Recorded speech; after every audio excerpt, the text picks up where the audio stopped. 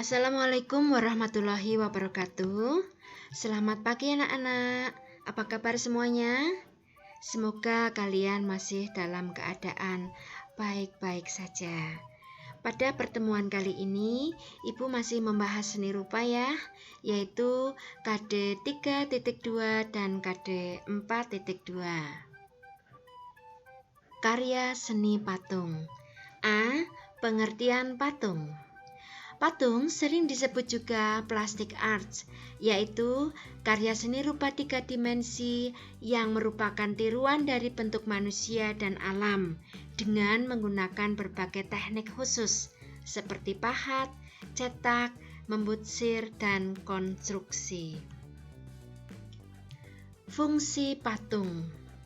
Berdasarkan tujuan pembuatannya, beberapa macam fungsi patung yaitu yang pertama, patung religi.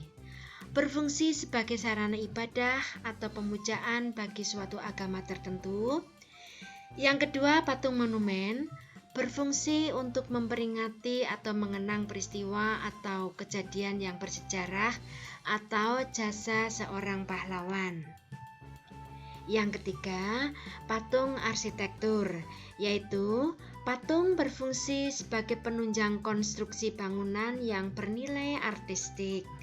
Yang keempat, patung dekorasi, yaitu berfungsi untuk menghias bangunan atau lingkungan taman atau halaman.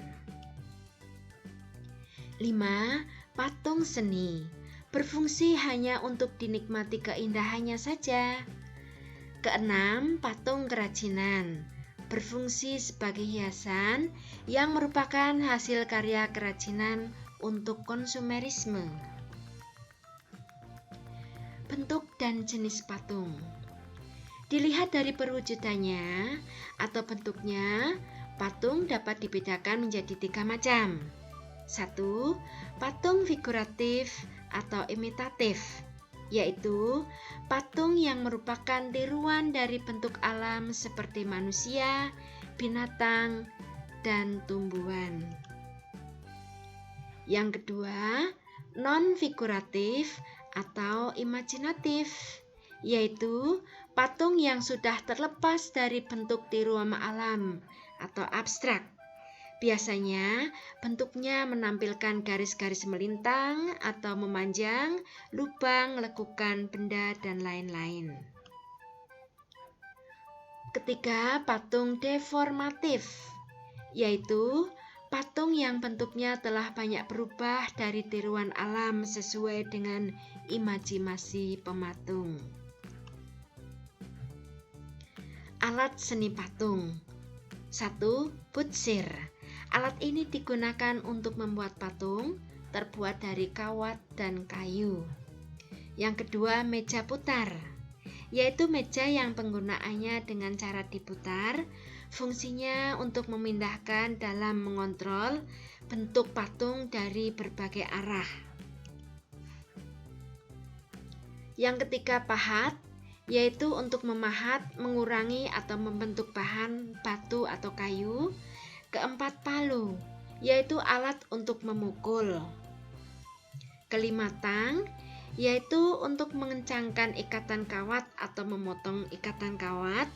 Keenam, sendok adukan, yaitu berfungsi untuk mengambil adonan dan menempelkannya pada kerangka patung. Bahan seni patung. 1. Bahan lunak, yaitu material yang empuk dan mudah dibentuk, misalnya tanah liat, lilin, plastisin, sabun, dan lain-lain. Yang kedua, bahan sedang, yaitu bahan yang tidak lunak dan tidak keras. Contohnya, kayu waru, kayu sengon, kayu randu, dan kayu mahoni. Yang ketiga, bahan keras. Bahan keras dapat berupa kayu, seperti kayu jati dan kayu ulin, atau batu-batuan, seperti batu cadas dan batu pualam. Yang keempat, bahan cor atau cetak adalah bahan yang cair atau serbuk atau tidak padat, namun menjadi keras dalam waktu tertentu. Contohnya adalah semen, pasir, gips, logam, timah, perak, emas, dan lain-lain. Yang kelima, bahan lain. Bahan-bahan ini adalah bahan-bahan yang ada di sekitar kita, misalnya kertas. Teknik berkarya patung. Teknik adalah cara. Yang pertama, teknik pahat, yaitu mengurangi bahan dengan menggunakan alat pahat. Biasanya, teknik ini menggunakan bahan dari kayu atau batu.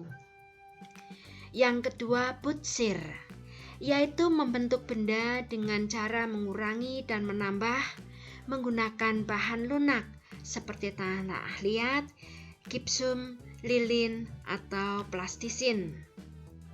Yang ketiga, teknik cetak atau teknik cor, yaitu membuat karya seni dengan menggunakan cetakan, kemudian dituangkan adonan seperti semen, gips, dan lain-lain. Alat yang digunakan adalah cetakan. Tugas pengetahuan: tuliskan 2 nama patung yang terdapat di daerah kalian, serta sebutkan fungsinya. Tugas keterampilan: buatlah patung imitatif yang terbuat dari bahan lunak seperti sabun, lilin, atau tanah liat. Pilih salah satu. Selamat mengerjakan. Terima kasih.